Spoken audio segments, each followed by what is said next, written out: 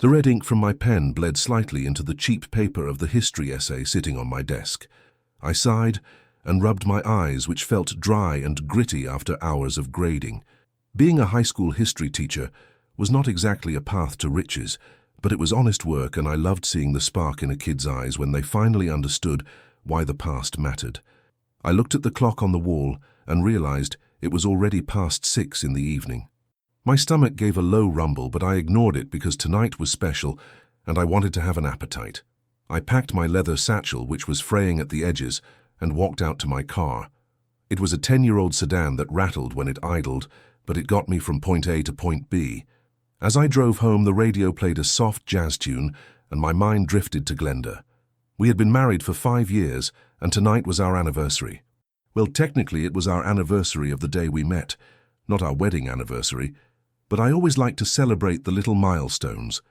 I had stopped by the florist on the way to work that morning and picked up a dozen red roses. They were expensive, costing nearly half of my weekly grocery budget, but Glenda was worth it. She worked so hard. She was a senior marketing executive at a massive firm downtown, and her salary dwarfed mine 3 times over. It sometimes made things awkward, especially when we went out to dinner with her colleagues who drove Porsches and wore watches that cost more than my car, but I never let it show. I was proud of her. I pulled into the driveway of our modest suburban home. The lights were off. She wasn't home yet. That was typical these days.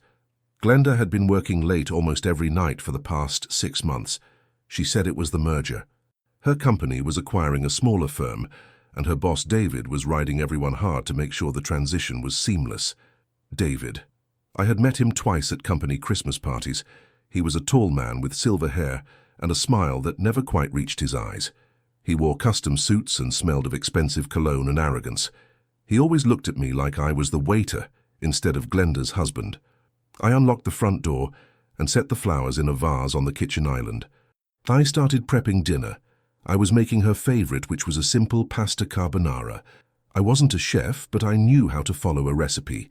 By 8 o'clock the food was ready and the candles were lit. By 9 o'clock the candles had burned down halfway and the pasta was getting cold. I checked my phone. No texts, no calls. I didn't want to be the nagging husband, so I waited. Finally, at 10:15, I heard the distinct click of her heels on the front porch. The door swung open and Glenda walked in. She looked exhausted, but beautiful in her sharp business suit. She was on her phone, of course. She was always on her phone. No, David, I understand the implications, she was saying into the receiver, her voice tight with stress. I will have the reports ready by Monday. Yes, I know what is at stake. I will handle it. Okay. Good night. She hung up and tossed her phone onto the sofa before looking at me. She didn't smile. She didn't look at the flowers. She just looked tired. Hey, honey, I said, trying to keep my voice cheerful. Happy anniversary of the day we met. Glenda blinked as if she had forgotten who I was for a second. Oh, right. That. Donald. Honestly, I do not have the energy for this right now. David has been screaming at the team all day. The merger is a mess. I felt a cold stone settle in my stomach. I made carbonara. It is probably cold now, but I can heat it up. I ate at the office, she said, walking past me into the kitchen to pour herself a glass of wine. She didn't even glance at the table I had set. I blew out the candles. The smoke curled up into the air, distinct and grey. I watched her drink the wine in one long gulp. Donald, we need to talk, she said, turning to face me. My heart skipped a beat. It was the tone. It was the same tone she used when she told me she didn't want to go to my brother's wedding because it was too low class. What is it? I asked. I have to go away for a while, she said, refilling her glass. David needs me to oversee the integration of the new branch. It is happening in Cedar Creek. Cedar Creek, that was a wealthy town about 4 hours north. It was known for its vineyards and old money estates. For how long? I asked. A week, maybe 2, she said, avoiding my eyes. It is going to be intense work, Donald. I will be working 18-hour days.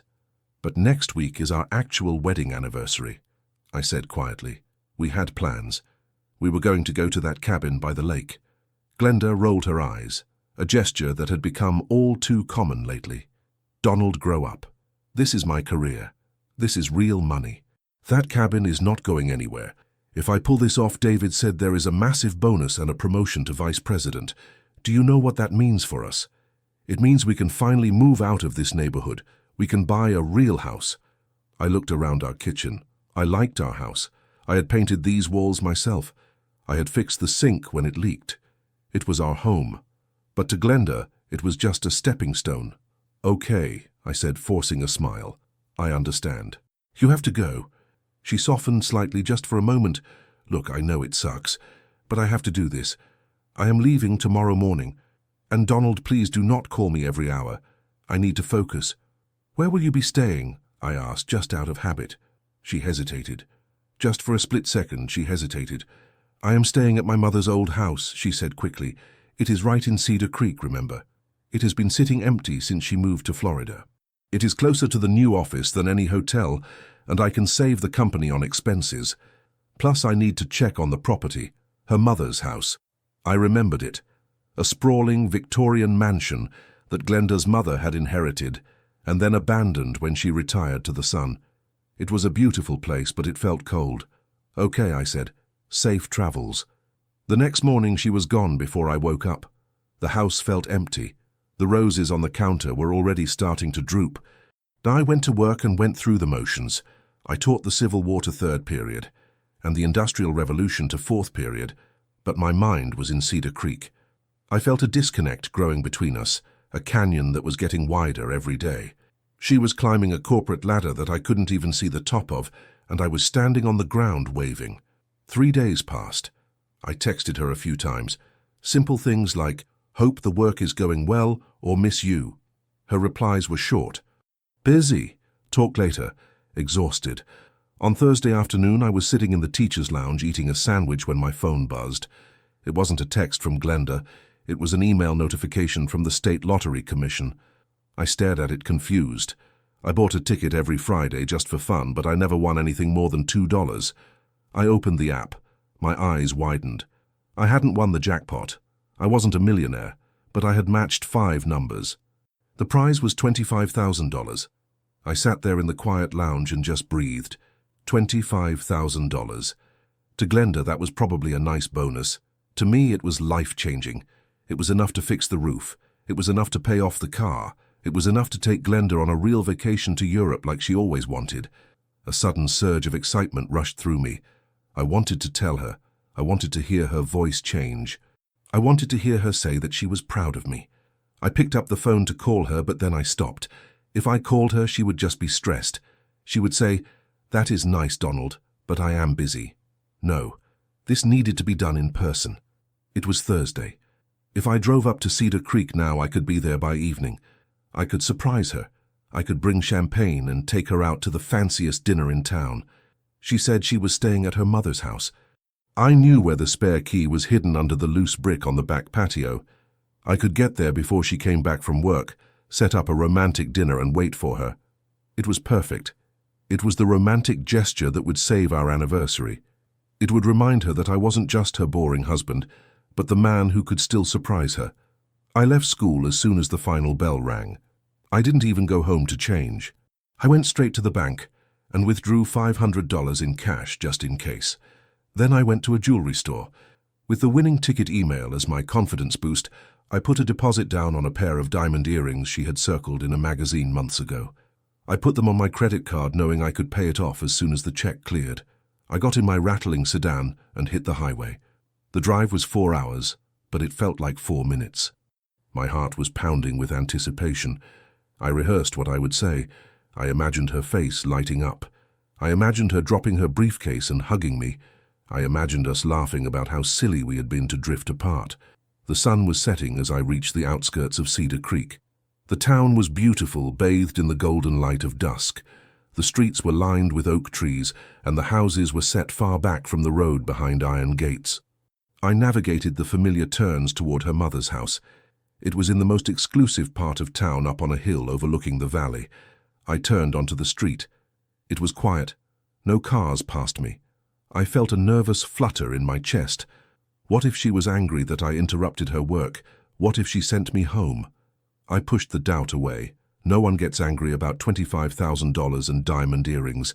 I pulled up to the heavy iron gates of her mother's house. They were closed. I punched in the code I remembered from years ago. The gears ground together and the gate swung open slowly. I drove up the long, winding driveway. The house loomed ahead, large and imposing, with its dark windows and ivy-covered brick. But as I got closer, I saw that the windows weren't dark. There were lights on in the living room and the master bedroom upstairs. My heart soared. She was home. She wasn't working late. This was perfect. I parked my car off to the side near the garage so she wouldn't see it immediately from the window. I wanted the surprise to be total. I grabbed the velvet box with the earrings and the bottle of champagne I had bought at a liquor store near the highway. I checked my reflection in the rearview mirror. I looked tired and my shirt was wrinkled from the day of teaching, but I had a smile on my face that wouldn't quit. I walked up the stone path to the massive front door. The house was silent from the outside, but I knew she was in there. I could imagine her sitting on the sofa, maybe reviewing contracts with a glass of wine. I reached for the doorbell. My hand trembled slightly. This was it. The moment that would turn everything around. I pressed the button. A deep, melodious chime echoed inside the house. I waited. I straightened my collar. I held the flowers behind my back, which I had miraculously kept alive in the back seat with a wet paper towel. I heard footsteps approaching the door. Heavy footsteps. I frowned.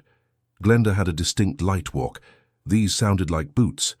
Maybe she had hired a security guard or a cleaner, or maybe the floors were just echoey. The lock clicked. The handle turned. Surprise, I began to shout, the smile stretching across my face. The door swung open, but the words died in my throat. The smile froze and then shattered. Standing in the doorway was not Glenda. It was not a cleaner. It was not a security guard. It was a man. He was wearing a silk robe that was loosely tied at the waist. He held a crystal glass of scotch in one hand and a cigar in the other. His silver hair was perfectly coiffed, and his face was flushed with the warmth of the indoors. It was David, her boss. He looked at me, his eyes narrowing in confusion and then widening in recognition. He didn't look scared. He didn't look guilty. He looked annoyed, like I was a door-to-door salesman interrupting his dinner. "Donald," he said, his voice smooth and deep. I stood there paralyzed. My brain couldn't process the image. David, here, in Glenda's mother's house, wearing a robe. I looked past him into the foyer. I saw a pair of high heels kicked off near the stairs. Glenda's heels. I saw a man's suit jacket thrown carelessly over the banister. David took a sip of his scotch and leaned against the doorframe, blocking my view. "Is there a problem, Donald?" he asked casually, blowing a puff of smoke into the cool evening air. "Glenda is in the shower. We are in the middle of a very intense strategy session." Strategy session. The words hung in the air, heavy and poisonous. I looked at his robe. I looked at the flush on his chest. I looked at the arrogance in his eyes. My grip on the champagne bottle tightened until my knuckles turned white. The velvet box in my pocket felt like it weighed 1,000 pounds. I opened my mouth to speak, to scream, to demand an explanation, but no sound came out. The shock was absolute. It was a physical blow that knocked the wind out of me. David smirked, a small, cruel lifting of the corner of his mouth. "You should probably go home, Donald," he said quietly, his voice dropping to a menacing whisper. "You do not belong here. This is the big leagues." And then, before I could take a step, before I could throw a punch, before I could do anything, he reached out and grabbed the handle of the door. "Drive safe," he said, and he slammed the door in my face. I stood there, staring at the heavy oak wood of the door for a long time. The sound of the latch clicking into place echoed in my mind like a gunshot. My hand was still raised halfway to a wave that never happened. The champagne bottle in my other hand felt slippery with sweat. David, her boss, in a robe. My brain tried to reject what I had just seen. It tried to scramble for a logical explanation. Maybe there was a plumbing emergency. Maybe he spilled coffee on his suit. Maybe this really was just a work meeting that went late and he was making himself comfortable. I was a history teacher. I dealt in facts and evidence. I needed to analyze the source. But the source was a man in a silk robe smelling of scotch telling me to go home.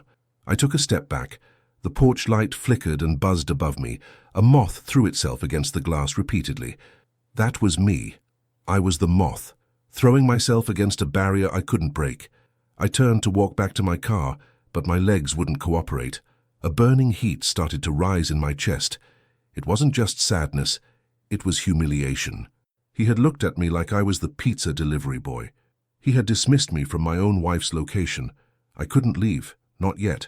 I needed to know the truth. I needed to see it with my own eyes. If I drove away now, I would spend the rest of my life wondering if I had overreacted.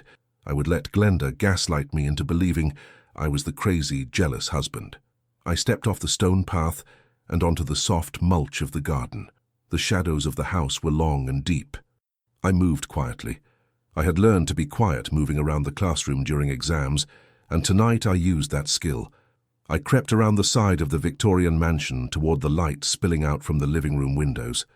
The windows were tall and elegant, framed by heavy velvet curtains. But the curtains weren't drawn completely. There was a gap just wide enough for me to see the life I wasn't part of. I crouched behind a manicured hedge. The thorns scratched my hands, but I didn't feel the pain. I leaned forward and peered through the glass. The living room was massive. A fireplace roared on the far wall, casting a warm orange glow over the leather furniture. David was there, standing by a crystal decanter. He was pouring another drink. He looked relaxed. He looked like the master of the house. And then I saw her. Glenda walked into the frame. She wasn't wearing her business suit. She wasn't wearing the frantic, stressed expression she wore at home. She was wearing a silk robe. It was white and matched the one David was wearing. Her hair was wet, slicked back from her shower.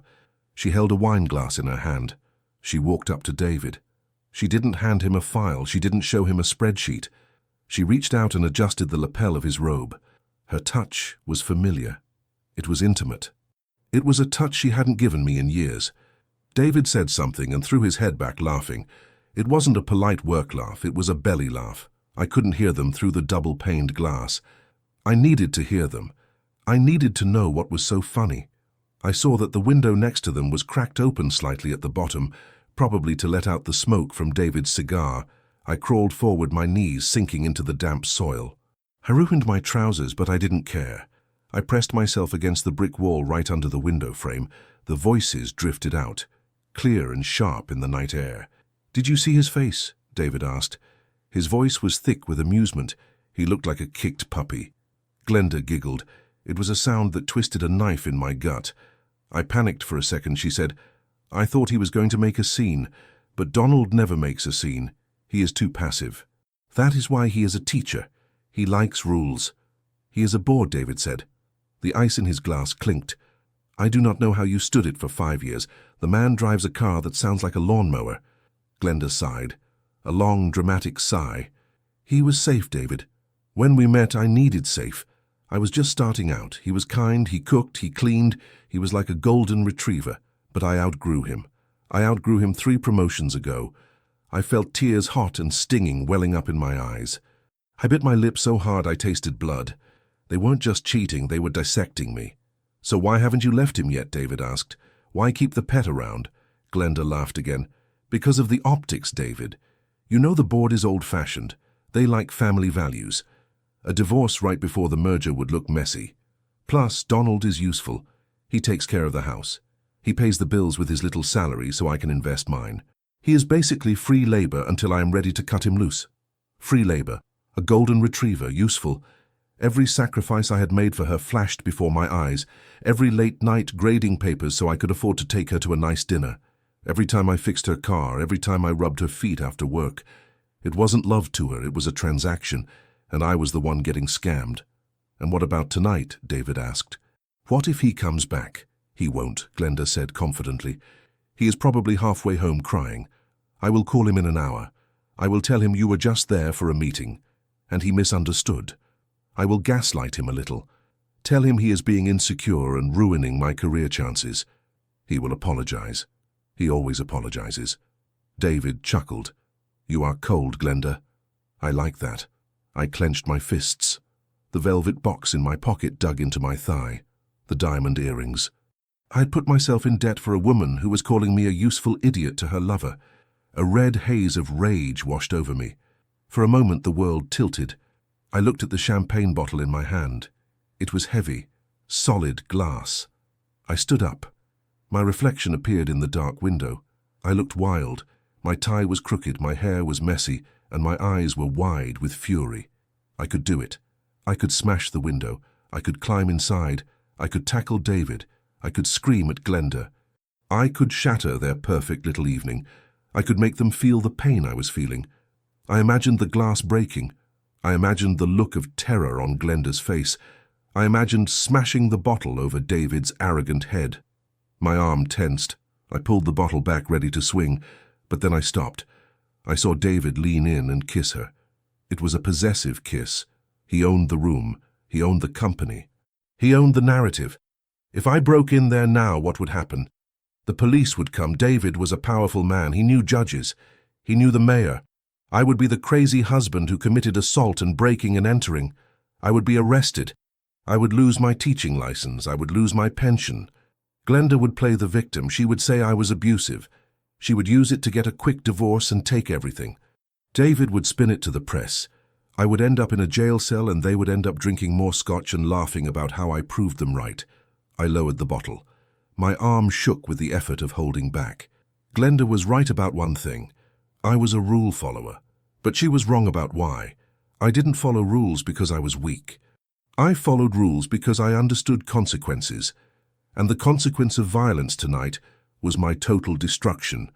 But the consequence of patience, that was something else. I looked at them one last time. Glenda's head was resting on David's shoulder. She looked happy. She had no idea that her safety net, her golden retriever, was standing 5 feet away, watching her burn his life to the ground. She thought I was halfway home, crying. She thought I would apologize. I took a deep breath. The night air was cold, but it felt clarifying. The fog in my brain lifted. The sadness was being replaced by something harder, something colder. I wasn't going to smash the window. That was too easy. That was too quick. I stepped back carefully, placing my feet so I wouldn't make a sound. I retreated into the shadows. I walked back down the long driveway, my shoes crunching softly on the gravel. I reached my car. I opened the door quietly and sat in the driver's seat. I looked at the champagne bottle. I didn't want it. I rolled down the window and poured the expensive liquid onto the asphalt. It fizzed and disappeared. I tossed the empty bottle into the back seat. Then I took out the velvet box. I opened it. The diamonds sparkled in the faint light of the dashboard. They looked like little stars, cold and distant. I snapped the box shut. I wouldn't return them. Not yet. I would need them. They were evidence. They were a prop in the play I was about to perform. I started the engine. The old sedan rattled and coughed. I winced, hoping they wouldn't hear it. But the house remained quiet. They were too busy celebrating their cleverness to notice the sound of the lawnmower car leaving. I drove down the hill. I didn't speed. I obeyed every stop sign. I used my turn signals. I wasn't the man who drove up here 2 hours ago. That man was dead. He died on the porch when the door slammed. The man driving down the hill was someone else. I wasn't going home to cry. I wasn't going to apologize. I pulled out my phone and dialed a number I hadn't used in years. It went to voicemail. "Hey, Jim," I said, my voice steady and devoid of emotion. "I know it has been a while since law school. I need a favor, a big one. I need you to recommend a forensic accountant and a private investigator. Tonight." I hung up and merged onto the highway. The road ahead was dark, but for the first time in months I knew exactly where I was going. Glenda wanted a game of chess. She thought she was playing against a dog. She was about to find out she was playing against a historian. And if there was one thing I knew, it was that empires fell when they got too arrogant. I turned up the radio. The jazz was gone. I drove in silence, plotting every single move of the war that had just begun. I arrived back at our empty house at 2 in the morning. The silence that usually felt peaceful now felt like a tomb. I walked into the kitchen and saw the wilted roses still sitting on the counter. They looked pathetic. I picked up the vase and dumped the entire thing into the trash can. The water splashed against the plastic liner with a wet slap. That was the last act of the emotional husband. Now I had to become the actor. My phone buzzed in my pocket. It was Glenda. Just as she had predicted to David, she was calling to check if her leash still held. I stared at the screen for a moment. My thumb hovered over the decline button. Every fiber of my being wanted to scream at her.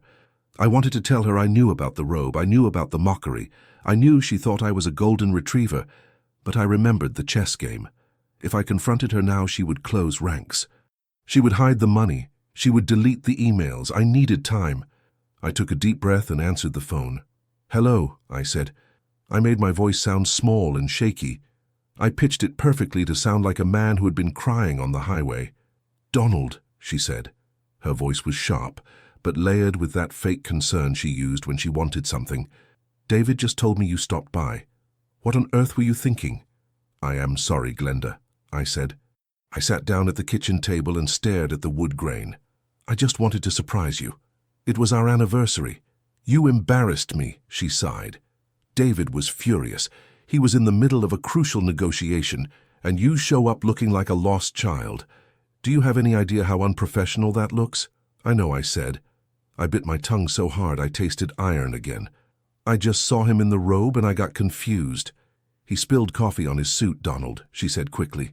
Her lie came out smooth as silk. He had to change while his clothes were being dry cleaned. "God, you are so insecure sometimes." "It is exhausting." "You are right," I said. "I am insecure. I am sorry. I won't bother you again. Good luck with the merger." There was a pause. She was assessing my submission. She was checking if the dog was back in the yard. "Okay," she said, softening.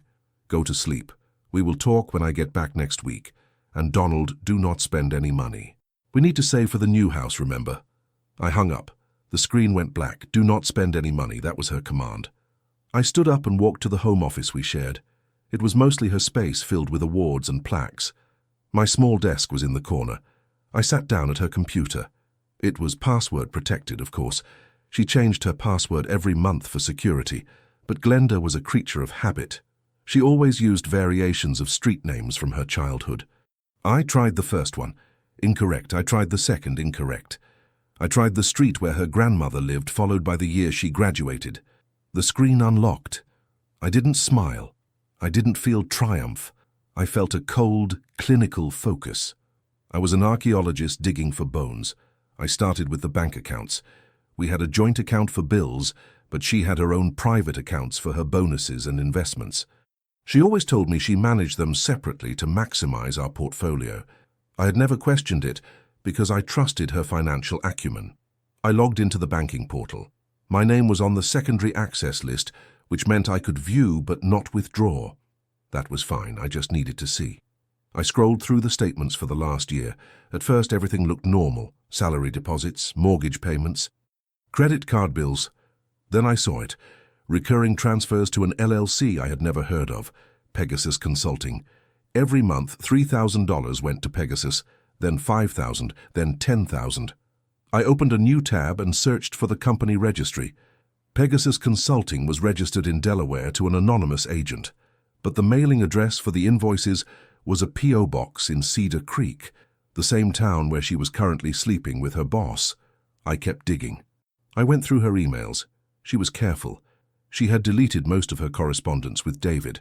The trash folder was empty, but she had forgotten about the archived folder, the one where the system automatically stored older emails to save space. I found a thread from 6 months ago. It wasn't about love, it wasn't about sex. It was about compliance. Subject line Project Alpha Risk Assessment. The email was from David to Glenda. "Glenda, we need to move the assets before the audit in November. If the board sees the gap in the pension fund, they will ask questions. Set up the shell accounts. Use the dummy vendors we discussed. Make sure your husband's name is nowhere near this, but keep him happy so he doesn't start looking at your finances." I felt a chill run down my spine that had nothing to do with the air conditioning. This wasn't just an affair. This was corporate fraud. They were embezzling money from the company pension fund and hiding it in shell companies, and Glenda wasn't just following orders. She was the architect. I forwarded every email to a secure external hard drive. I took screenshots of the bank transfers. I downloaded the PDF statements. I worked through the night. By the time the sun came up painting the suburban sky in pink and orange, I had a digital dossier that could send them both to federal prison. But I wasn't done. I called into school at 7 in the morning. I told the principal I had a family emergency. It wasn't a lie. My family was currently imploding. At 9 o'clock, I walked into a diner on the edge of town. It was a greasy spoon place with red vinyl booths and coffee that tasted like battery acid. Sitting in the back corner was Jim. Jim and I had been roommates in college before he went to law school, and I went to grad school for history. He was a shark of a divorce attorney. He wore cheap suits, but he won expensive cases. He looked up as I slid into the booth. He saw the dark circles under my eyes and the grim set of my jaw. "You look like hell, Donald," he said. "I feel like hell," I replied. I slid the external hard drive across the table. Jim ordered 2 coffees and listened while I told him everything. I told him about the trip, the robe, the conversation through the window, the phone call, the emails, the money. When I finished, Jim didn't say anything for a long minute. He just tapped his spoon against the ceramic mug. "Okay," he said finally. "Here is the situation. If you file for divorce now based on adultery, you get half the assets and you move on. But based on what you just told me about this Pegasus Consulting and the pension fund, this is not a normal divorce. This is a RICO case waiting to happen." He leaned in closer, lowering his voice. "Donald, if they are embezzling millions, Glenda is going to try to pin it on someone when the ship sinks. And guess who the easiest target is? The husband who manages the household expenses. The husband she keeps in the dark. If her name is on the accounts, but she claims you coerced her, or you were the mastermind, you could be looking at jail time while she cuts a deal." My blood ran cold. I hadn't thought of that. "What do?" I asked. "We need a pro," Jim said. He pulled a business card out of his wallet and slid it across the table. "His name is Marcus. He is a forensic investigator. He used to work for the FBI tracking money laundering. He owes me a favor." I took the card. It was heavy black stock with silver lettering. I met Marcus 2 hours later in a small office above a dry cleaner. He was a small man with glasses and a nervous twitch, but his eyes were sharp. He took the hard drive and plugged it into his massive server tower. While he worked, I sat on a folding chair and stared at the wall. I felt numb. The woman I had loved for 5 years was a stranger, a criminal. After an hour, Marcus spun his chair around. "Your wife is sloppy," he said. "She is arrogant.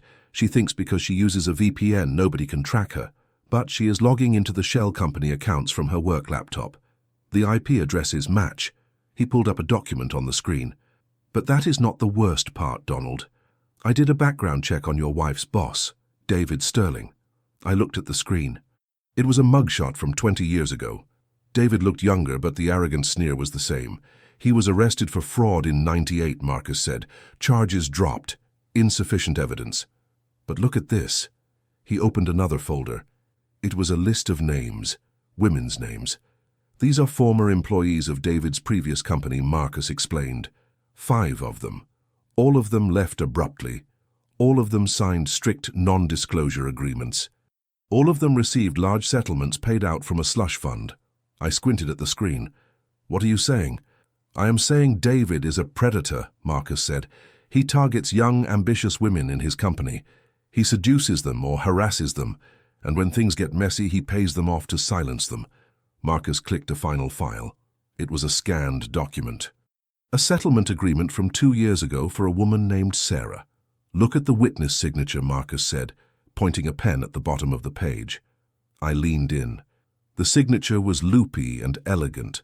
I knew it better than my own. "Witnessed by Glenda Miller." I sat back, feeling sick. "She knows," I whispered. "She doesn't just know," Marcus said. "She is the enabler. She is the one who facilitates the payoffs.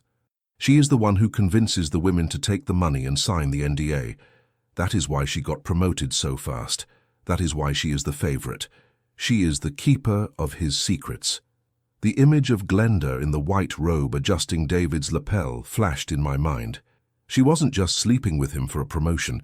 She was his partner in crime. She was helping him ruin lives and steal money, and she was laughing about it while drinking scotch. She was a monster. Jim, the lawyer who had joined us, put a hand on my shoulder. "This changes everything, Donald. If we can prove she is complicit in the harassment cover-ups and the embezzlement, we can nuke her. We can get you full custody of the assets. We can get you alimony. We can destroy her reputation so thoroughly she will never work in this town again. But we need to be careful. If they find out you know before we are ready, they will destroy the evidence." I looked at the 2 men, the lawyer and the investigator. My new team. "What do?" I asked. "You go home," Jim said. "You go back to work. You answer her calls. You say I love you. You play the part of the dumb, loyal husband for 1 more week. We need to let the funds transfer to the new account she set up. Once the money moves, it is a federal crime. That is when we strike." I stood up. I felt a strange calm settling over me. The heartbreak was gone, the confusion was gone. There was only the mission. "I will do it," I said. I drove home in the late afternoon. The house was still empty. I walked into the kitchen and pulled the roses out of the trash can. I rinsed them off and put them back in the vase. I took a picture of them and sent it to Glenda. Caption: "I fished them out. I am sorry I got upset. I will be waiting for you when you get home. Love you." I watched the 3 dots appear as she typed a reply. "That is sweet, Donald. See you soon. Love you too." I put the phone down on the counter. I looked at the roses. They were dying, but from a distance they still looked red, just like our marriage. I went to the refrigerator and started prepping my meals for the week. I had work to do. I had a role to play. And I was going to give the performance of a lifetime. Glenda returned home on Tuesday evening. The sound of her car in the driveway used to make my heart race with excitement, but now it triggered a cold, steady rhythm in my chest, like a soldier marching into battle. I was sitting on the couch grading papers just as I had been a week ago. The scene was identical, but the man sitting in it had changed completely. The door opened and she breezed in. She brought a gust of cold air and the faint scent of David's cologne mixed with her expensive perfume. She looked radiant. Her skin was glowing and her step was light. It was the glow of victory. She had pulled off the merger, she had secured the bag, and she had enjoyed a week of playing house with a powerful man while her husband sat at home. "Donald," she exclaimed, dropping her bags in the hallway, "I am so glad to be home." The traffic was a nightmare. I stood up and walked over to her. I forced a smile onto my face. It felt like wearing a mask made of dried clay, but she didn't notice. She never really looked at me. She only looked at the reflection of herself in my eyes. "Welcome back, honey," I said. I leaned in and kissed her cheek. I was careful not to linger. I took her bags. "How was the trip?" "Exhausting," she sighed, taking off her coat. "But worth it. The deal is done. David is thrilled. The board is going to announce the acquisition on Friday morning. That is when the bonuses unlock." She walked into the kitchen and poured herself a glass of water. She leaned against the counter and looked around the room with a critical eye. "We really need to update this kitchen," she said. "Once the bonus hits, we should look at granite countertops. Or maybe we just wait until we buy the new place." I saw a listing in Cedar Creek, actually. A beautiful colonial. "It has a library for you." She smiled at me. It was a benevolent smile. The kind a queen gives to a peasant she plans to execute. "That sounds amazing," I said. "A library would be nice." She reached into her purse and pulled out a small box. "I picked this up for you at the hotel gift shop. Just a little thank you for holding down the fort." I opened the box. It was a tie. A blue silk tie. It was generic and impersonal. It was the kind of thing you buy for a distant cousin at a wedding. "I love it," I said. "Thank you." She checked her phone. Her thumbs moved quickly across the screen. I saw the ghost of a smile twitch at the corner of her mouth. David. She was texting him that she was home safe and the dog was behaving. "Oh, by the way," she said casually, not looking up from her screen, "I need you to sign some papers later. Just some tax documents for the accountant. Since my income is jumping up into a new bracket, we need to restructure some of the joint assets to minimize liability." I felt a spike of adrenaline. This was it. The trap. "Sure," I said, turning away to hide the flash of intensity in my eyes. "Just leave them on the desk. I will get to them tonight." Later that night, while she was in the shower washing off the travel and the infidelity, I went into the office. The papers were sitting there in a neat stack. I flipped through them. They looked like standard tax forms to the untrained eye. But I had spent the last 3 days speed-reading law textbooks and consulting with Jim. I found the clause on page 4. It was a separation of liability agreement. Essentially, it assigned all the household debt, including the mortgage and the car loans, to me, while isolating her future earnings and bonuses as sole and separate property. If I signed this, she could divorce me next week, keep her millions, and leave me with nothing but debt. She was planning to discard me like a used wrapper. I took a pen. I signed the document. But I didn't use my normal signature. I used a variation I had developed with Jim. I missed a loop in the D. I slanted the L the wrong way. And crucially, I dated it for the wrong year. A subtle mistake. 2024 instead of 2025. It looked real enough to pass her quick glance, but in court it would be contestable. especially combined with the evidence of coercion and fraud we were compiling. I left the papers on the desk. When she came out of the shower, she checked them. She saw the signature. She smiled. "Thanks, babe," she said, kissing the top of my head. "You are the best. I am going to bed." I am wiped out. I waited until I heard her soft snoring. Then I got dressed. I wasn't going to sleep. I had a meeting. I drove to the wealthy side of town. Not to Cedar Creek, but to the old money district of our own city. I pulled up to a gate that was even more impressive than Glenda's mother's house. This was the residence of the Sterling family, David's actual home. I pressed the intercom button. It was 11 at night. "Who is it?" a woman's voice asked, sharp and suspicious. "My name is Donald Miller," I said into the speaker. "My wife Glenda works for your husband. I have information about Pegasus Consulting, and I have photographs from Cedar Creek." There was a long silence. Then the gate buzzed and clicked open. I drove up the driveway. The house was a mansion with white pillars. The front door was opened by a woman in a stiff dressing gown. She was older than David, with a face carved from granite. She had cold blue eyes that had seen everything and was impressed by nothing.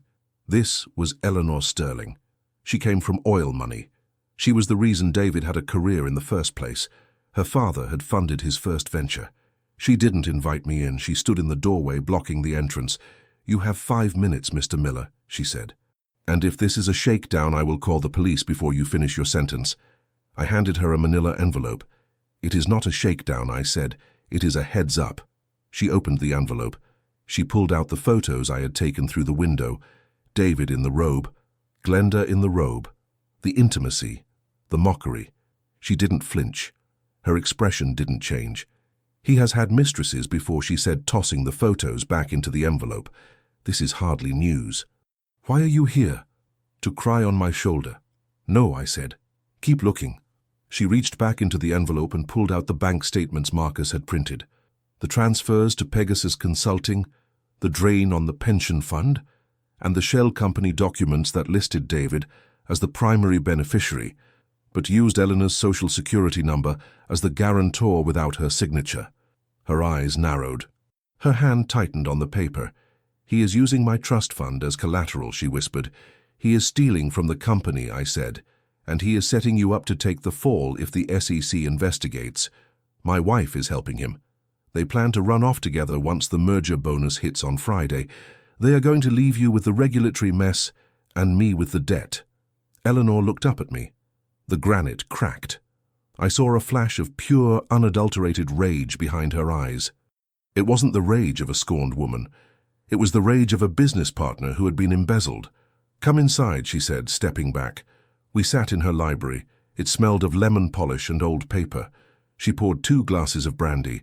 "You want to destroy him?" she said. It wasn't a question. "I want justice," I said. "My lawyer and the FBI are ready to move on Friday morning when the transfer happens, but we need access to his private server to prove the intent. We need the original emails he deleted from the company server." Eleanor took a sip of brandy. She smiled. It was a terrifying smile. "He keeps a server in the basement," she said. "He thinks I do not know the passcode. He uses his birthday. He is a narcissist. He thinks he is the center of the universe." She stood up and walked to a desk. She wrote something on a piece of stationery. "This is the passcode," she said, handing it to me. "And this is the name of the forensic accountant who manages my family trust. Give this to your FBI friends. If David tries to move a single cent of my money on Friday, we will freeze his assets so fast his head will spin." She walked me to the door. "Mr. Miller," she said as I stepped out into the night. I turned back. "Make it hurt," she said. "I will, I promised." The next 2 days were a blur of high-tension acting. I went to work. I taught history. I came home. I listened to Glenda talk about the future. She was manic. She was constantly on the phone, pacing the living room, planning the new life she thought she was about to have. She showed me paint swatches for the new house. She talked about vacations we would take. It was all a lie, every word, and knowing it gave me a strange power. I watched her like a scientist watching a rat in a maze. She thought she was running toward the cheese, but she was running toward a guillotine. On Thursday afternoon, I met with Jim and Marcus in the back of the diner again. "We are good to go," Marcus said. He looked tired but excited. Eleanor's tip paid off. We got into the private server remotely. We have everything. The emails proving the conspiracy, the instructions to Glenda to cook the books, the plan to frame the CFO. It is all there. The FBI is looped in, Jim added. They are going to raid the office on Friday morning at 10 o'clock. That is when the wire transfer is scheduled to hit. They want to catch them in the act of moving the stolen funds. And the divorce papers, I asked. Drafted and ready, Jim said, tapping a thick folder. We serve her at the office, simultaneously, while she is being cuffed. It is the nuclear option, Donald. Good, I said. I went home one last time. It was Thursday night.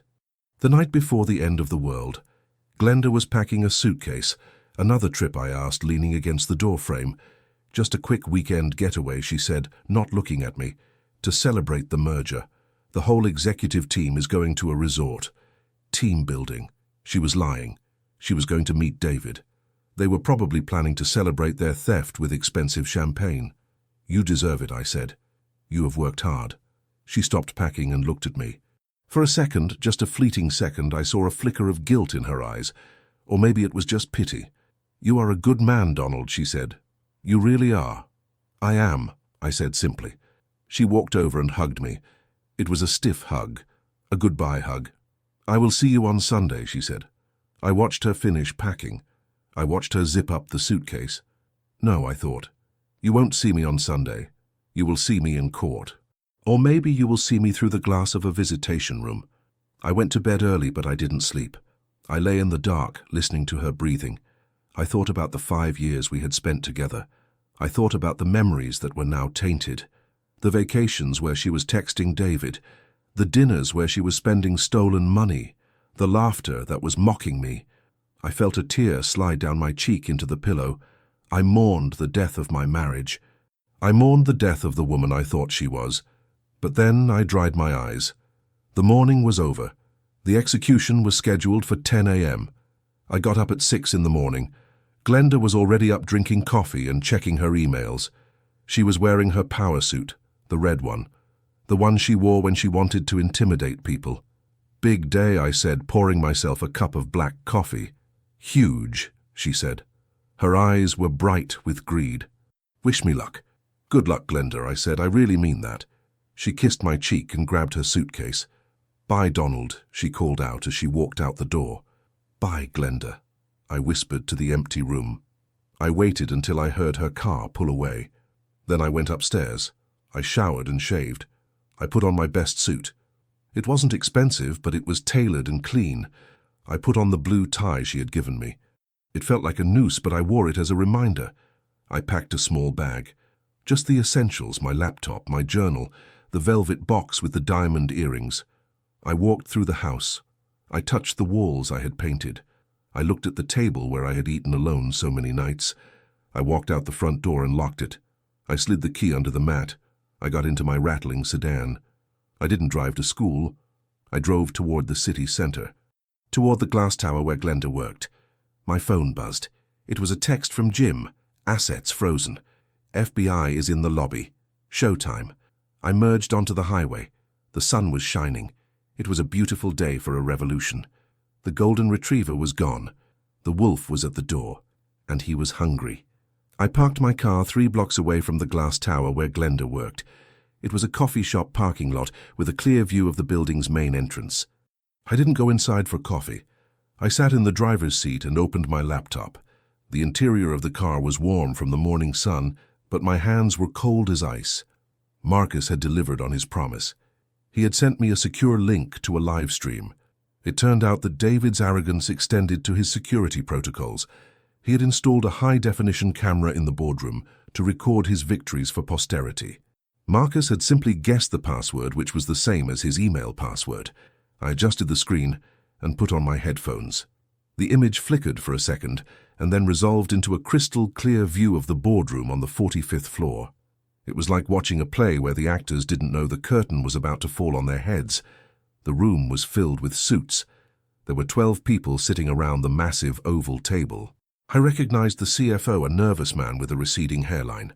I recognized 2 members of the board, and there at the head of the table stood David. He looked imperious. He was wearing a navy suit that probably cost more than my annual salary. He was gesturing with a gold pen, holding court like a king, and sitting to his right was Glenda. She looked stunning in her red power suit. She was smiling that shark-like smile I had seen so often in the last few years. She looked confident. She looked untouchable. She was nodding at whatever David was saying, completely unaware that 5 floors below her federal agents were currently securing the elevators. I turned up the volume on my headphones. David's voice filled my car. This merger is not just a business transaction, he was saying, his voice booming with self-importance. It is a legacy. We are reshaping the market. And I want to personally thank Glenda Miller for her tireless dedication to making this happen.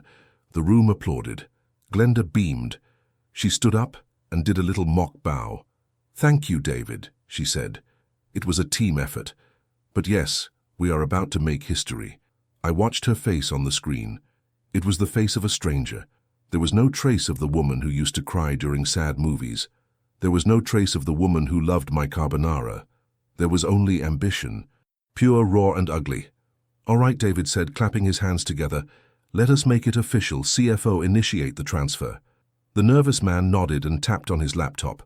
The room went silent. Everyone was waiting for the confirmation that millions of dollars had moved from the acquisition fund into the new accounts. The accounts that I knew were actually shell companies controlled by David and Glenda. I held my breath. This was the moment. The CFO frowned. He tapped a key harder. He adjusted his glasses. "What is the hold-up?" David asked, impatience creeping into his voice. The CFO looked up. His face was pale. "It is declined," he said, his voice trembling. David laughed, a sharp, barking sound. "Don't be ridiculous. There is 50 million in that account. Try it again." "I tried it twice," the CFO stammered. "It says insufficient funds. It says account frozen." The room erupted in murmurs. Glenda's smile faltered. She leaned over, looking at the CFO's screen. "That is impossible," she snapped. "I checked the balance this morning." David pulled out his phone. I watched him dial a number. I knew exactly who he was calling. He was calling the private banker who managed the fund.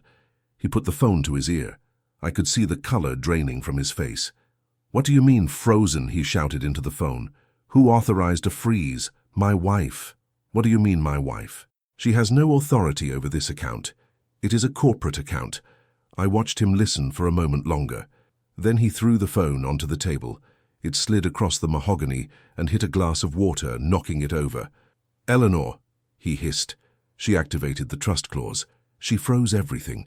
Glenda looked at him, her eyes wide with panic. "But David," she whispered, "if the money doesn't move before noon, the audit trail will show the gap. We will be exposed." I sat back in my car seat. The first domino had fallen. And then I saw the doors to the boardroom fly open. It wasn't the caterers with champagne. It was a dozen men and women in windbreakers with bold yellow letters on the back. FBI. David froze. For the first time in his life, he looked small. Glenda stood up, knocking her chair over. "What is the meaning of this?" she demanded, trying to summon her authority. "We are in a private meeting." A tall agent stepped forward. He held up a badge. "David Sterling," he announced, his voice cutting through the panic. "You are under arrest for wire fraud, embezzlement, and racketeering." David sputtered. "Do you know who I am? I will have your badge." The agent didn't even blink. He signaled to his team. 2 agents moved in and grabbed David's arms. They pulled them behind his back. The click of the handcuffs was audible even through the microphone. I watched David struggle. The king was being dethroned. And then the agent turned to Glenda. "Glenda Miller," he said, "you are also under arrest for conspiracy to commit fraud and aiding and abetting." "No," Glenda screamed, her voice cracked. "No, I'm just an employee. I just followed orders. This is a mistake." She looked around the room, searching for an ally. The board members were shrinking away from her, looking at their phones, trying to distance themselves. The CFO was already talking to another agent, probably cutting a deal. She was alone, but she wasn't done yet. The door opened again. This time, it wasn't the FBI. It was Jim, my old college roommate, my lawyer. He walked into the room, calmly adjusting his cheap suit. He carried a leather folder. He walked right past the chaos of David being read his rights and stopped in front of Glenda. She looked at him confused. "Who are you?" she asked. "I am Donald Miller's attorney," Jim said loudly. The microphone picked it up perfectly. Glenda's face went slack. "Donald," she whispered. Jim opened the folder. He pulled out a thick stack of papers. "Mrs. Miller, you are hereby served with papers for divorce," he said. "And you are also served with a civil suit for financial fraud against the marital estate." He handed her the papers. Her handcuffed hands couldn't take them, so he tucked them under her arm. "And one more thing," Jim said. He pulled out a single sheet of paper, the document she had signed 2 nights ago.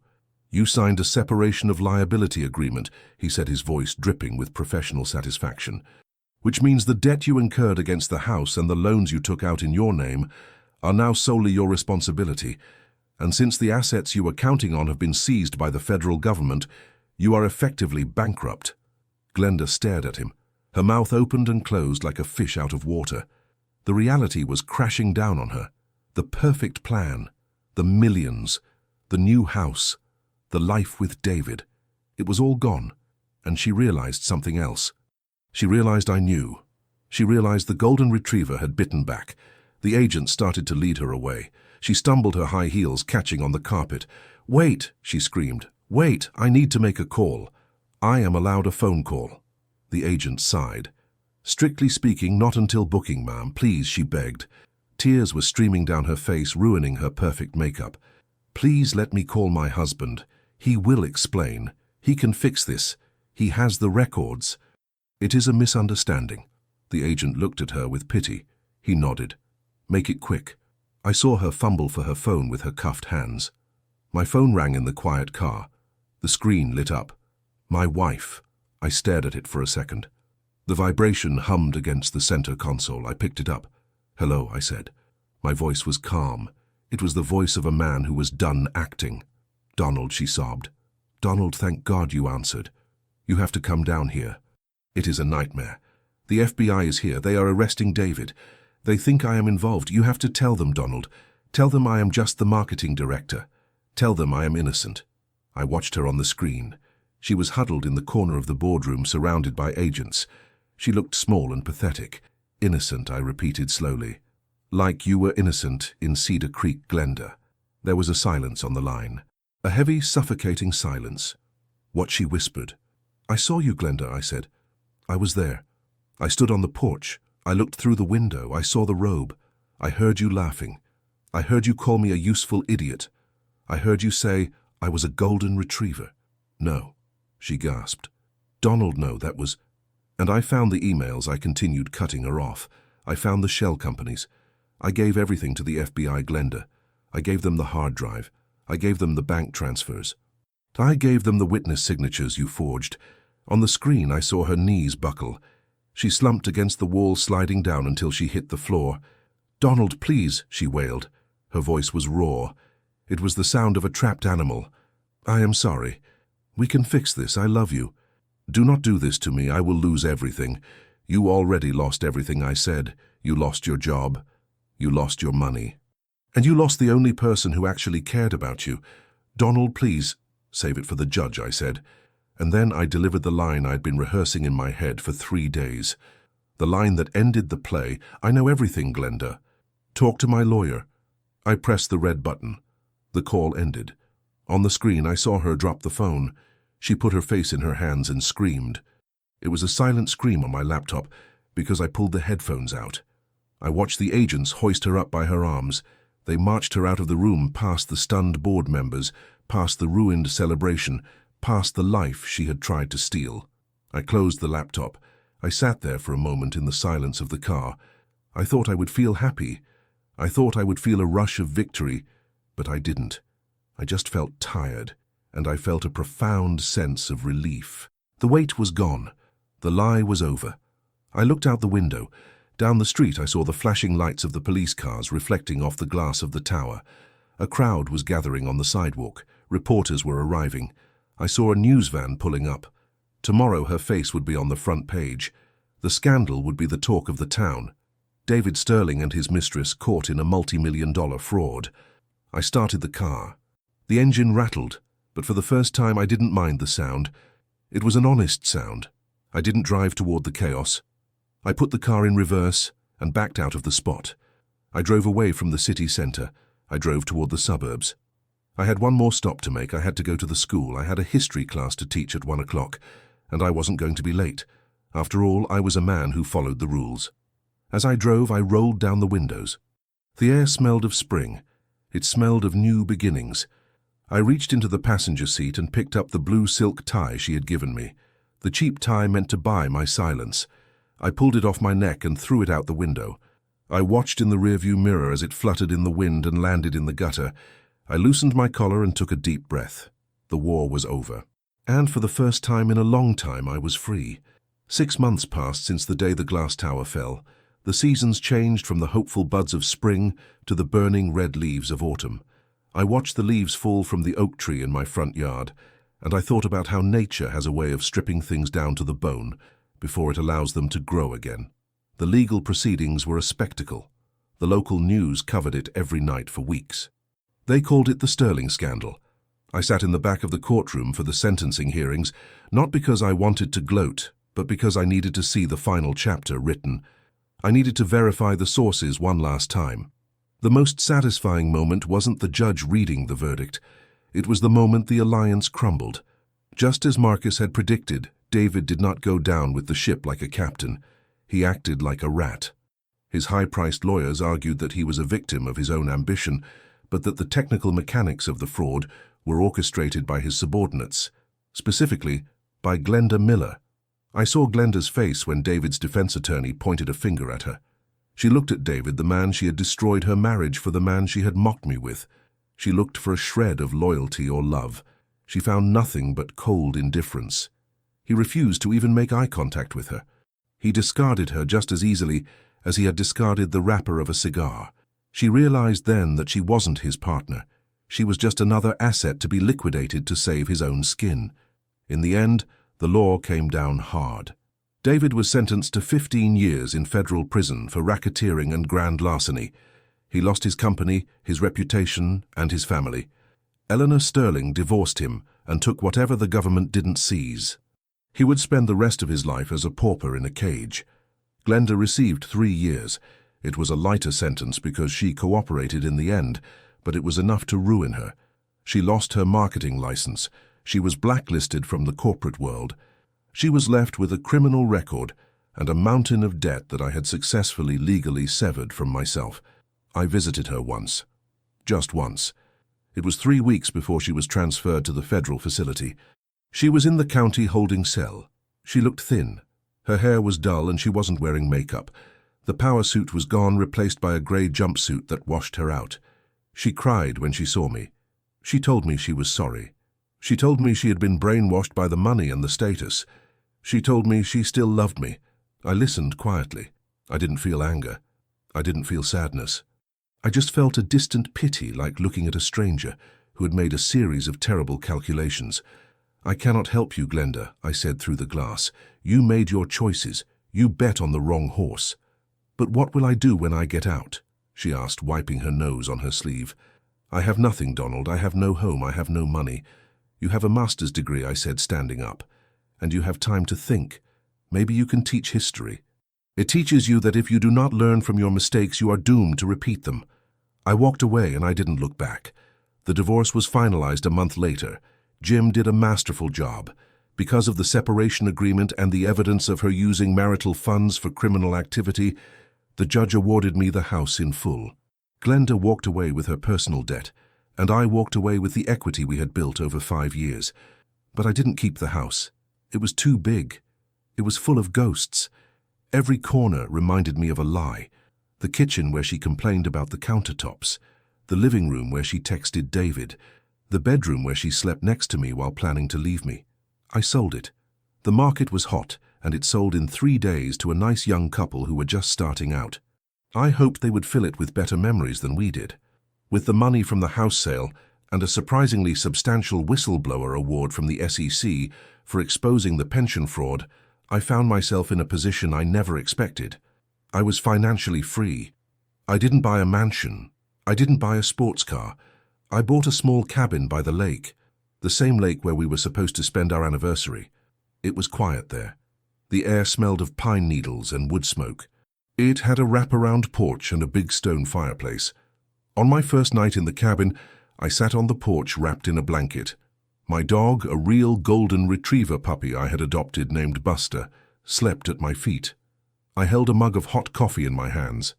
I had brought a box of things from the old house to burn, old photos, cards, the blue silk tie I had retrieved from the gutter just to throw it into the fire. I tossed them into the flames one by one. I watched the edges curl and blacken.